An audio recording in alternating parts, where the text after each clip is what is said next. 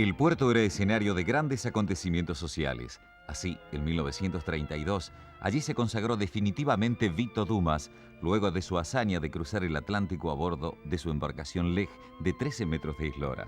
La gesta comenzó en 1931 cuando, recorriendo Europa, Vito Dumas se encuentra en Arcachon, Francia, al barco de sus sueños. En septiembre de ese año se lanza al mar, llegando en los primeros días de 1932 a las Islas Canarias. Después de un descanso, enfrentó 45 días de martirio y tormentas y llegó a tierras americanas, siendo lanzado por un temporal a las costas del sur de Brasil. Montevideo primero y Buenos Aires después brindaron al navegante solitario un recibimiento triunfal. La llegada a Buenos Aires, el 13 de abril de 1932, es relatada así por un noticiero de época. Solo el ansia de llegar empuja al Lej.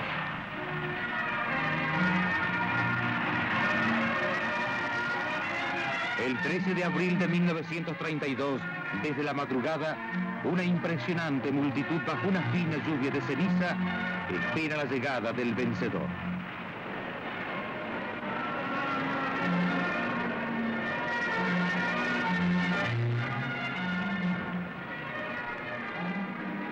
Un bosque de palos y de velas pone una nota inusitada en el puerto.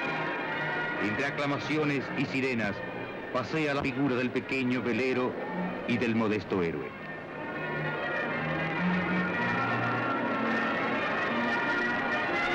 La proeza ha superado todos los cálculos.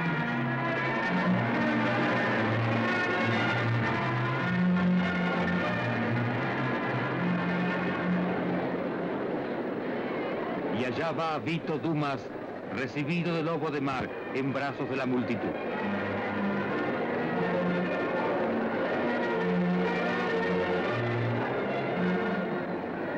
La ciudad tiene desde ese 13 de abril otro nombre para incorporar a la lista de sus auténticos ídolos: Vito Dumas.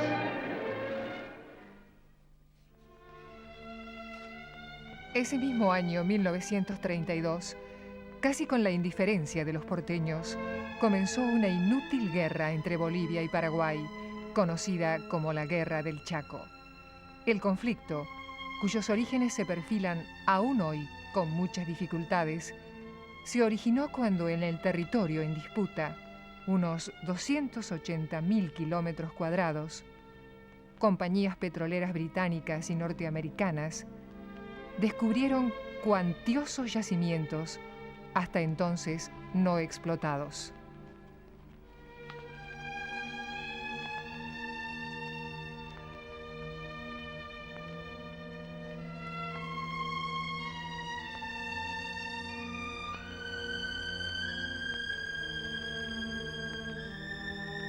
Millones de hectáreas fueron otorgadas en concesión a la Standard Oil de Nueva Jersey.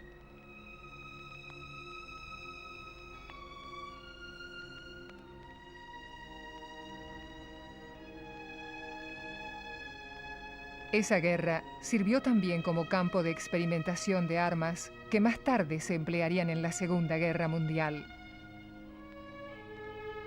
Murieron más de 100.000 hombres a lo largo de 3 años, episodios que así son recordados hoy por excombatientes residentes en Buenos Aires. El ejército paraguayo no estaba preparado para tal evento y fueron con armas muy precarias.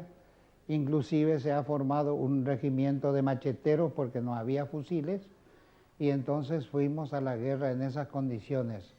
El primer año en el Chaco paraguayo fue una cosa desastrosa mismo para los combatientes paraguayos y seguramente para los bolivianos también, porque la región inhóspita total, falto de agua total porque no había agua, y empezamos la lucha en el año 32, como digo, a tal punto que fuimos atajando al enemigo en su penetración, porque su objetivo, es decir, el objetivo boliviano, era salir al río Paraguay.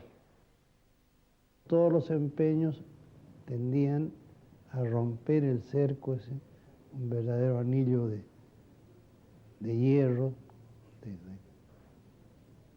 y sin conseguir muchas veces mayores resultados, porque la resistencia es tremenda. Cabe también destacar dos aspectos. La diferencia de clima tremenda. La mayoría de las tropas de los soldados bolivianos no estaban acostumbrados en absoluto a la calidez y a la inclemencia del clima chaqueño, ni menos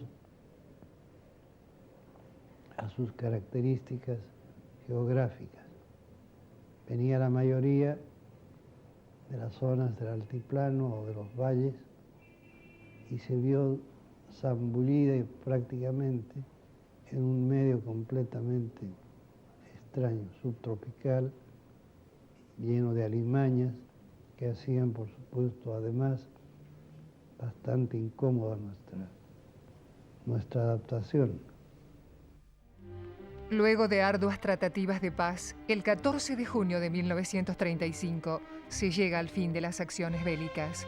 No ajeno a la conquista de la paz, el canciller argentino Saavedra Lamas obtendría el premio Nobel. Lo cierto es que el alto al fuego trajo alivio a toda América. En ese momento de las 12 cesó el fuego. ¿Y saben lo que pasa? Resulta que cuando cesó el fuego hubo un silencio total en la guerra. Entonces, uno de los paraguayitos sale de la trinchera, saca su cabeza para arriba, como ya no había tiroteo, se animó a sacar la cabeza afuera. Y vemos también que el enemigo, los bolivianos, también saca la cabecita, así en las trincheras, ¿sabes? Y luego se animaron más y fue sacando el cuerpo, y así ellos también iban apareciendo los hombres hasta tal punto de que subimos encima de la trinchera, nosotros y ellos también, y después de un momento de pausa, de un momento angustioso sin saber qué hacer, nos faltó alguien que con la mano le hiciera vení, así, vení. Entonces, también el enemigo dijo, sí, y ustedes también vengan. Y empezamos a caminar hacia la tierra de nadie, es decir, hacia los bolivianos y ellos hacia nosotros.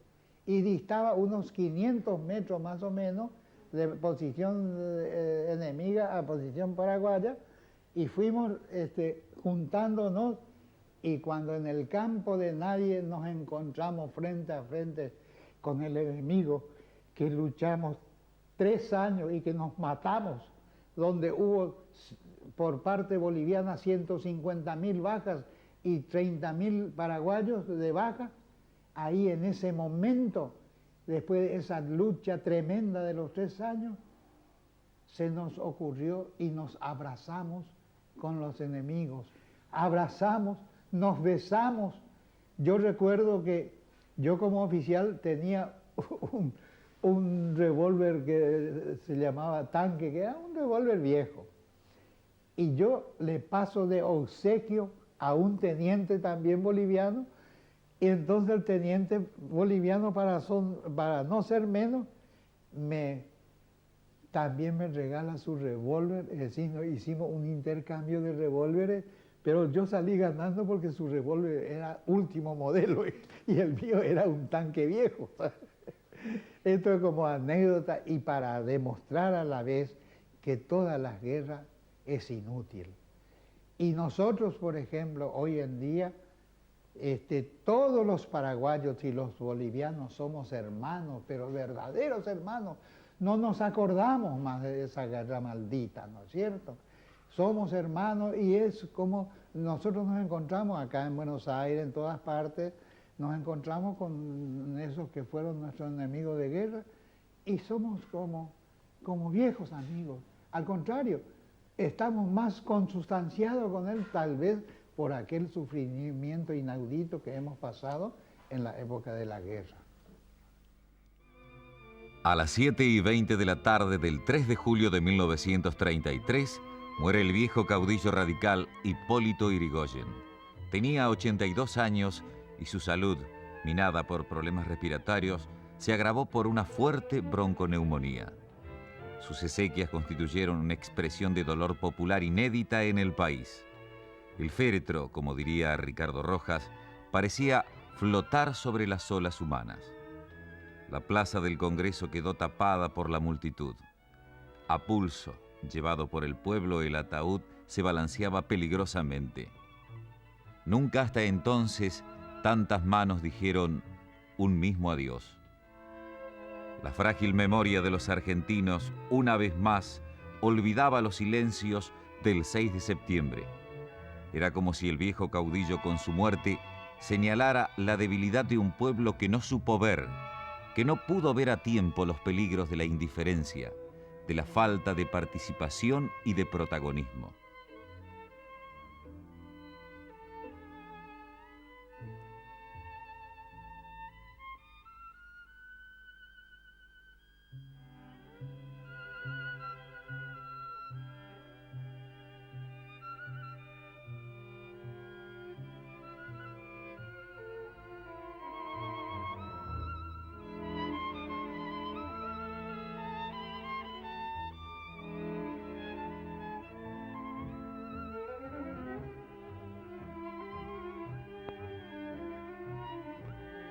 Como si la soberanía popular, silenciada por el régimen, necesitara ese sacudón, esa reflexión que solo la muerte de un ser querido produce.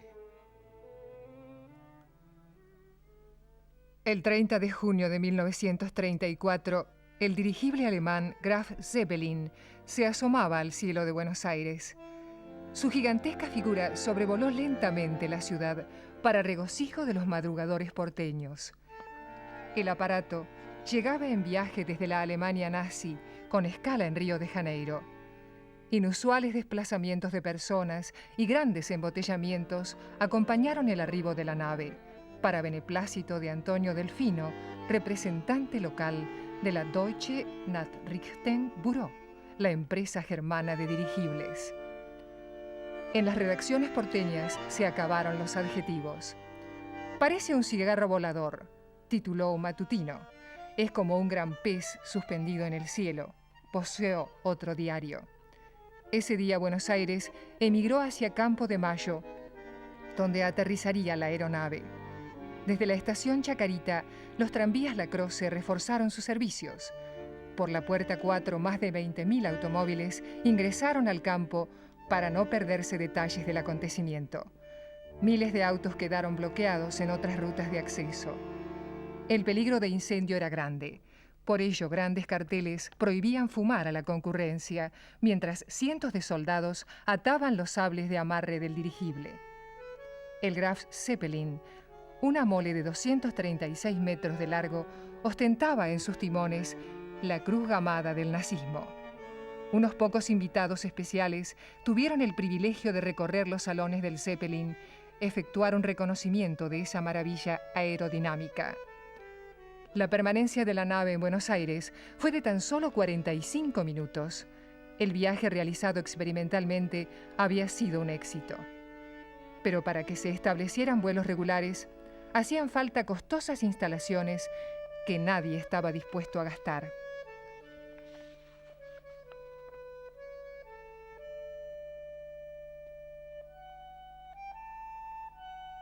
Por eso, las rutas comerciales de los dirigibles nunca alcanzaron a Buenos Aires. La era de los dirigibles duraría apenas 3 años más.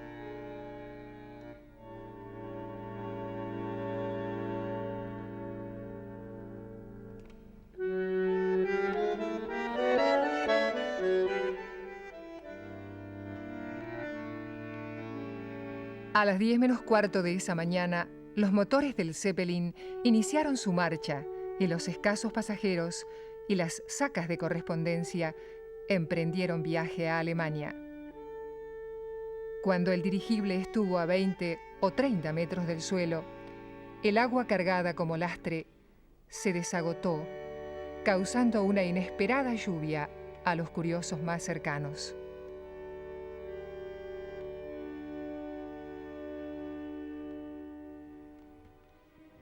En 1937, en Nueva Jersey, Estados Unidos, el incendio y estallido del dirigible Hindenburg, como su secuela de 36 personas muertas, marcó la decadencia y final de una aventura aérea que había tenido a Buenos Aires como testigo.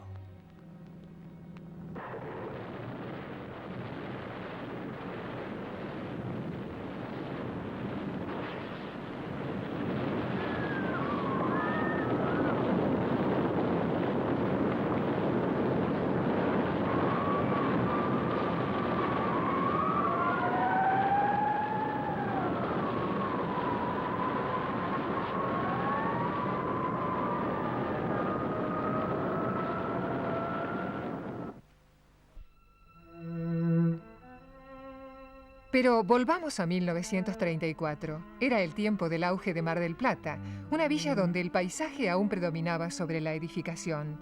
Ese año, en plena temporada turística, un incendio en la Rambla La Perla ocasionó grandiosas pérdidas, pero no víctimas. Rápidamente Mar del Plata se repone y se convierte en una alternativa nacional para quienes, hasta entonces, preferían los balnearios de Piriápolis o Carrasco en las costas uruguayas. Y tanto el tren como el automovilismo fueron las causas que permitieron surgir la moda marplatense. Una moda que consistía prácticamente en mudarse 3 meses a orillas del Atlántico y ostentar el mismo lujo y riqueza que se gozaba en Buenos Aires.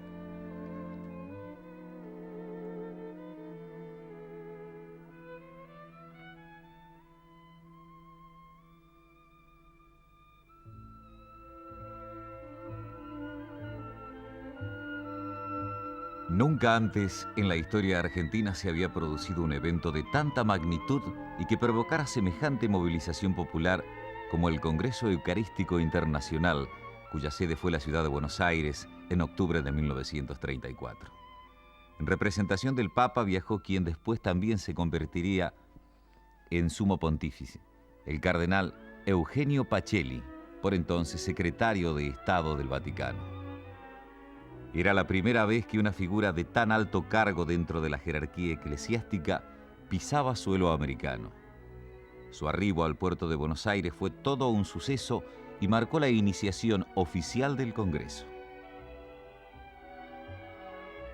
Al altar principal se había construido, cubriendo el monumento a los españoles, en Palermo, con una cruz de 35 metros de altura. Hubo 3 momentos que las crónicas de la época señalaban como inolvidables. La primera comunión de 100.000 niños, la misa nocturna a la que asistieron 1 millón de personas y la ceremonia de clausura.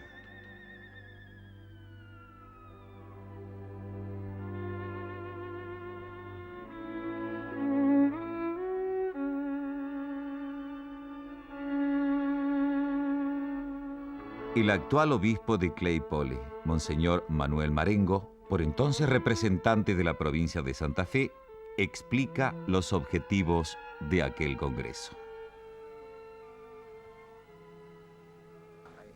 Se trataba de rendir un homenaje a la Eucaristía, que es naturalmente el sacramento por excelencia con el cual cuenta la Iglesia para su vida espiritual.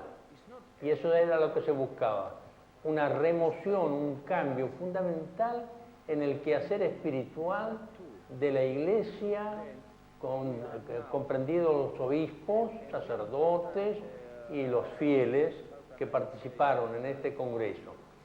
Y yo tengo la convicción, y esa la tuvieron después muchos otros obispos, que no ha habido ningún suceso, ningún acontecimiento de tanta trascendencia como este del Congreso Eucarístico Internacional del año 34. La gente se volcó a Buenos Aires como nunca. Es común ver acá gente del interior que acude para partidos de fútbol, otros acontecimientos allí, como tal vez pudo haber sido importante el Campeonato Mundial de Fútbol. Pero sin embargo, la gente que entonces vino, y particularmente diríamos la calidad de la gente que concurrió a Buenos Aires para este acontecimiento, fue de un tono muy especial.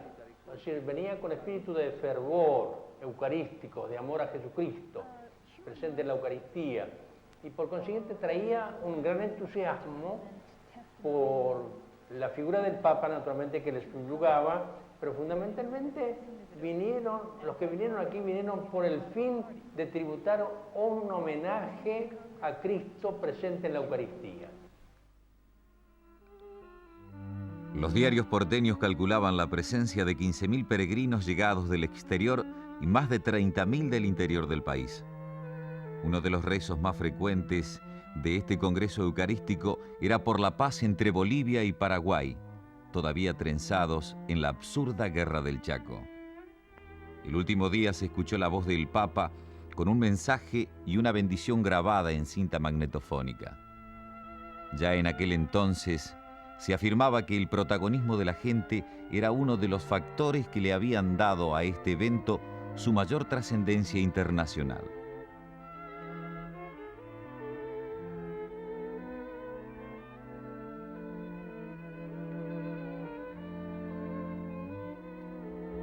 Lo cierto es que no se puede hacer ninguna reseña histórica de la época sin nombrar a este 34º Congreso Eucarístico Internacional que se clausura el 14 de octubre de 1934, pero que deja una huella que perduró por años en el espíritu de miles de fieles de Argentina.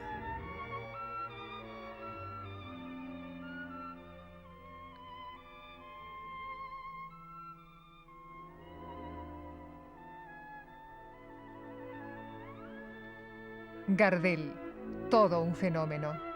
Un mito que creció en los 30 y los años se encargarían de inmortalizar. Un triunfador que paseó sus éxitos y su estampa por todos los escenarios.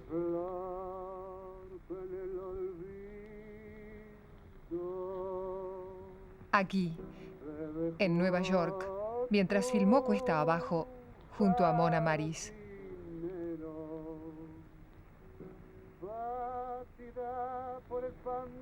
Un folletín cuyo único valor eran las canciones de Gardel y alguna trama romántica en torno a la bella Mona Maris.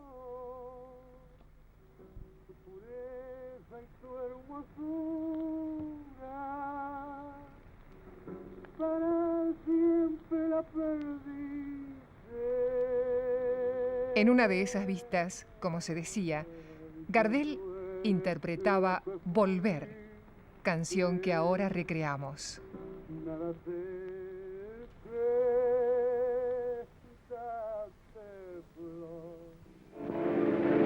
Suave vino el parpadeo de las luces que a lo lejos van marcando mi retorno.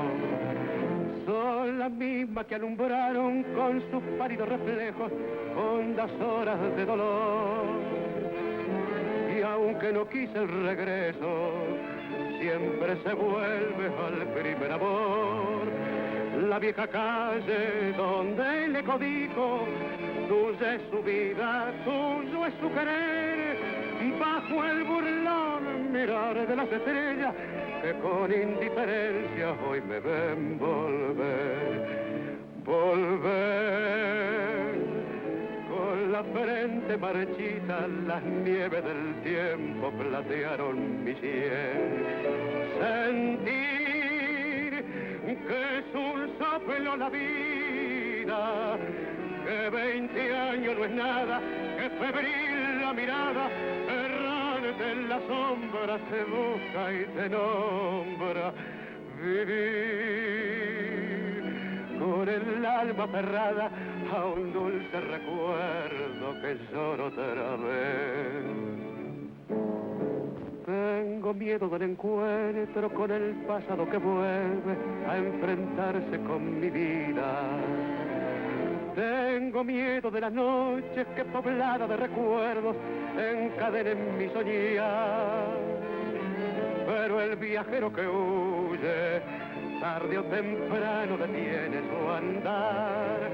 Y aunque el olvido que todo destruye haya matado mi vieja ilusión, guardo escondida una esperanza humilde que es toda la fortuna de mi corazón.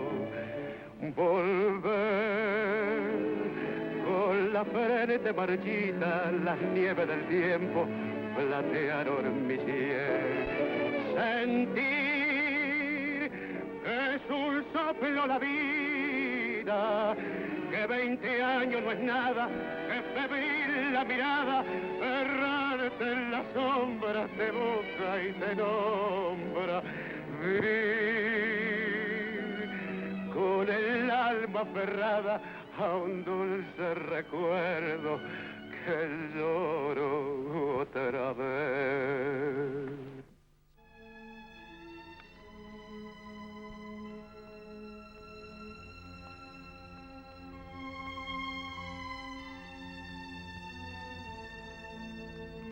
El 24 de junio de 1935, en el campo de aterrizaje de Olaya Herrera, Medellín, Colombia, muere Carlos Gardel. El avión en el que viajaba rumbo a Cali, un trimotor Ford F-31 de la Sociedad Aérea Colombiana, se estrella contra otra máquina mientras carreteaba para su despegue. Un camarógrafo de noticieros así alcanzó a registrar esta tragedia.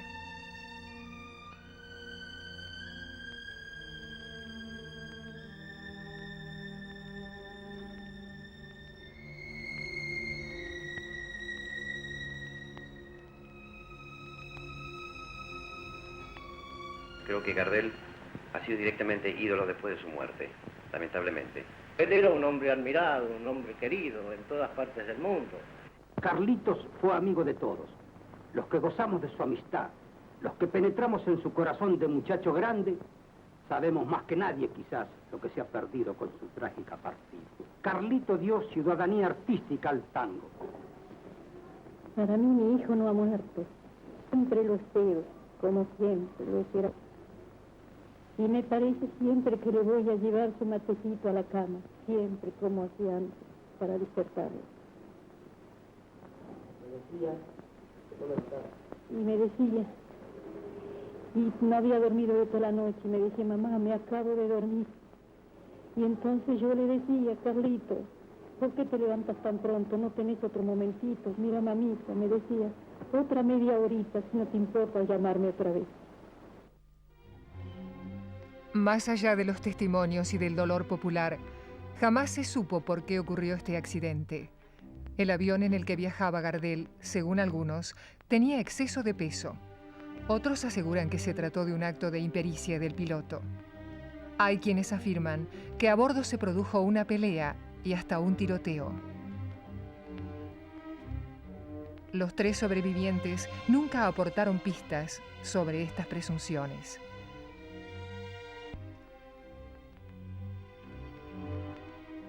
Un noticiero de la época así relataba la llegada de los restos de Gardel a Buenos Aires.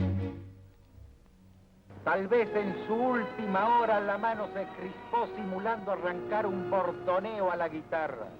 Tal vez por eso se llevó también a sus guitarristas Barbiere y Riverol. No podrían faltar sus bordoneos en la última serenata del Zorzal maravilloso. Artistas, escritores, compas inolvidables aguardan los restos de Gardel.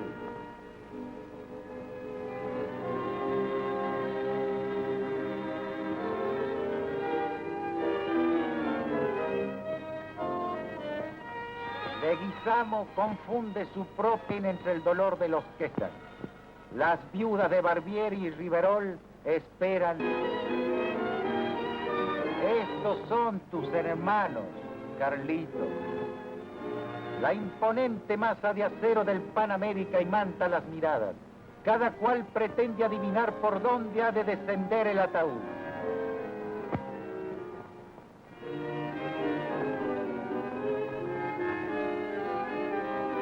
Y de pronto un guinche extrae el corazón del barco que, despojado de su órgano vital, ni se mece siquiera. Quieto, inmóvil, ve descender a tierra un manojo de flores. Los jardines se adelantaron a cubrirle con sus mejores galas para aprisionar entre todo el poema del color el corazón frío de Carlos, que por fin está en la tierra argentina.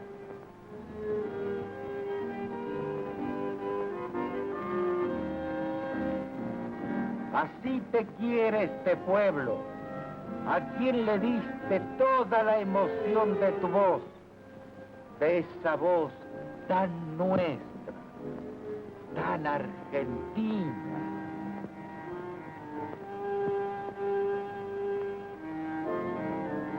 ¿Qué será del tango? ¿Qué será del tango si el tango eras vos?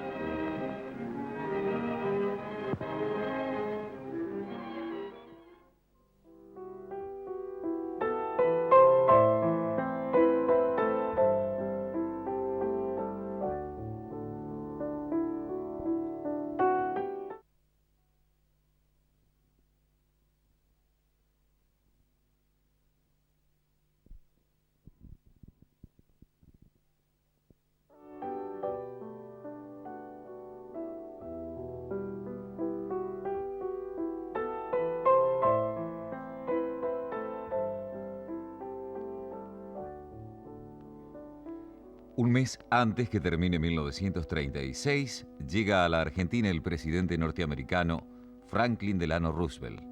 Lo hace en el marco de la Conferencia Panamericana de Consolidación de la Paz, a la que habían concurrido delegados de la totalidad de países del continente. Su discurso quedó así registrado. Desde el Palacio del Congreso, donde tiene efecto la sesión inaugural, la voz de Roosevelt es escuchada por todo el continente. No es esta una conferencia cuyas finalidades sean formar alianzas, dividir el botín de guerra, repartir naciones o tratar a los seres humanos como si fuesen piezas de un juego de azar. Al buscar la paz, quizás sea mejor comenzar por proclamar altamente la fe en las Américas, la fe en la libertad y su realización, que ha demostrado ser en medio mundo una fortaleza inexpugnable a todo ataque. Un dato para memoriosos. Roosevelt llegó bajo el lema de buen vecino, que intentaba restañar la imagen deteriorada de su país debido al intervencionismo de épocas pasadas. Estamos en 1936.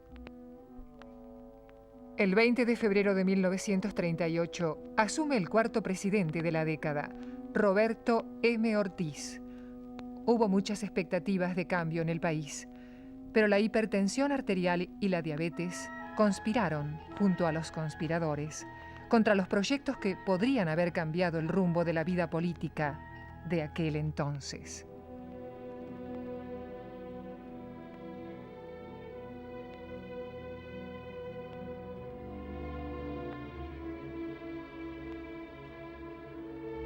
En las costas marplatenses, el 25 de octubre de 1938, se suicidó la poetisa Alfonsina Storni, quien dedicara versos a la tristeza de Buenos Aires, a las inquietudes del Rosal o al mundo de Siete Pozos.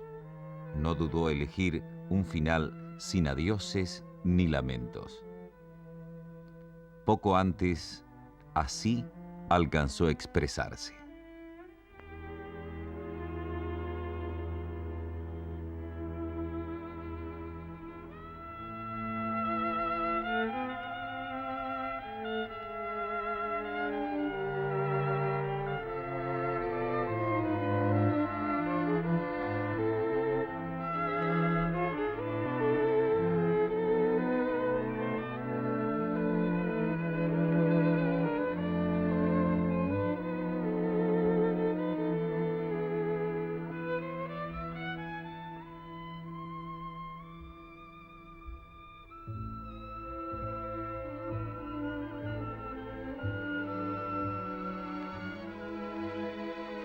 Pero el final de la década deparaba no solo a Argentina, sino a todo el mundo, un sacudón del que aún cuesta reponerse. La Segunda Guerra Mundial, que a poco de comenzada, trajo su secuela de violencia y muerte a las aguas del Río de la Plata. Allí libró su batalla final el acorazado alemán Admiral Graf Spee, El 1 de septiembre de 1939 se inició formalmente la guerra con la invasión alemana a Polonia. A partir de allí ya no habría más paz en el mundo. El 13 de diciembre, la locura desatada por Hitler estalla frente a Punta del Este. El Graf Spee pasó así a formar parte de la historia argentina. Incluso muchos de sus tripulantes se radicaron, formaron familias y tuvieron hijos aquí.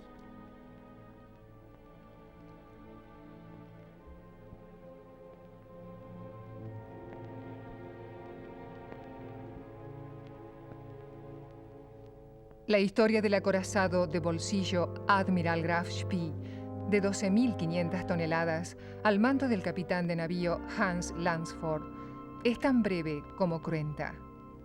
Al iniciarse las acciones bélicas, fue designado en aguas del Atlántico y del Índico. Inició su aventura hundiendo al transporte inglés Clement. En 2 meses, hundiría 8 barcos más, ganando una fama entre aliados y enemigos. A principios de diciembre, Landfordorf pone proa a la desembocadura del Río de la Plata, esperando nuevas presas. Pero una flota inglesa integrada por los cruceros livianos Ajax y Achilles y el pesado Exeter, al mando del comandante Henry Garwood y con asiento natural en las Islas Malvinas, logra interceptarlo y se lanza al ataque. El Graf Spee concentra su fuego en el Exeter y parece obtener algún resultado favorable cuando, por razones todavía no del todo claras, debe entrar a Montevideo a efectuar reparaciones. Los alemanes tuvieron 30 bajas y los ingleses 70.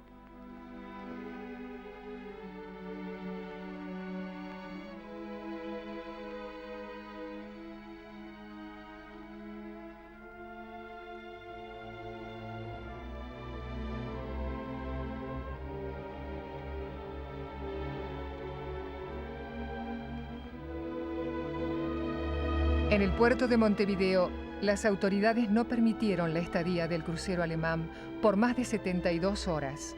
Aguas afuera, los barcos ingleses esperaban pacientemente.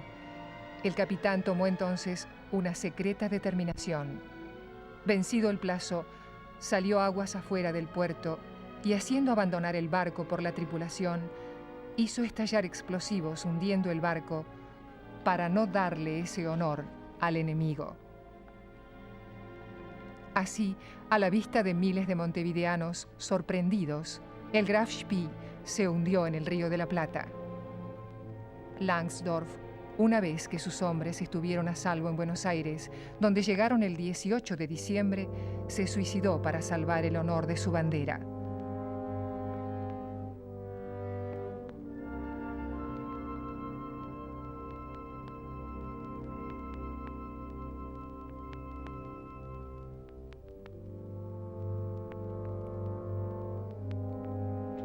...1930... década tumultuosa, contradictoria, pero forma parte de nuestra identidad, aunque querramos negarlo.